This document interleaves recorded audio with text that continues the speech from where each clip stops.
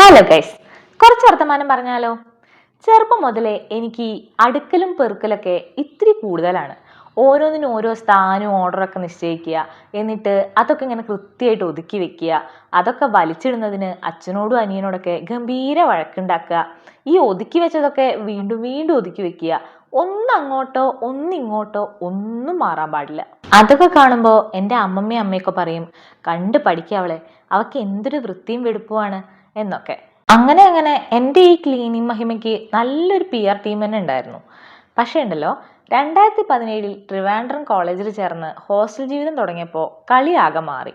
ഈ വൃത്തി സ്വഭാവം ഒരു വൃത്തികെട്ട സ്വഭാവമായി മാറി. റൂംമേറ്റ്സിന്റെ ടേബിളും ബെഡും വരെ വൃത്തിയാക്കി വെച്ചതിന് കുറേ കളിയാക്കലും ഇൻസൾട്ടും ഒക്കെ കിട്ടി.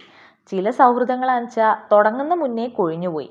അങ്ങനെ അങ്ങനെ സ്വന്തമായ സ്പേസിലേക്ക് മാത്രം ഈ പ്രാന്തിനെ ഒതുക്കാൻ പഠിച്ചു ഞാൻ. പുതിയ പുതിയ ഇടങ്ങളിൽ എത്തുമ്പോഴെല്ലാം അത് സ്വന്തമായതിനു ശേഷം മാത്രമാണ് അതിലേക്കൊന്ന് കൈവയ്ക്കാൻ അങ്ങനെ ഞാൻ ശീലിച്ചത്. ഒരിക്കലും ഒരു സുഹൃത്ത് എന്നോട് ചോദിച്ചു, നിനക്ക് OCD ഉണ്ടെന്ന് കാണിക്കാനാണോ ഈ പ്രഹസനം? രണ്ട് കാര്യങ്ങളുണ്ട് പറയാൻ. OCD എന്ന് പറഞ്ഞ് അവകാശപ്പെടാൻ അതൊരു മെഡലല്ല, ഒരു ബുദ്ധിമുട്ടാണ്. കൂടെയുള്ളവർക്കും അതിനേക്കാളേറെ അവനവനും കണ്ടെത്തി കൃത്യമായി മാറ്റിയെടുക്കപ്പെടേണ്ട ഒന്ന്.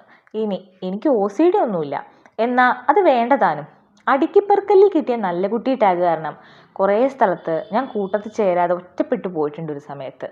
അതൊരിത്തിരി വേദനയുള്ള കാര്യം തന്നെയാണേ.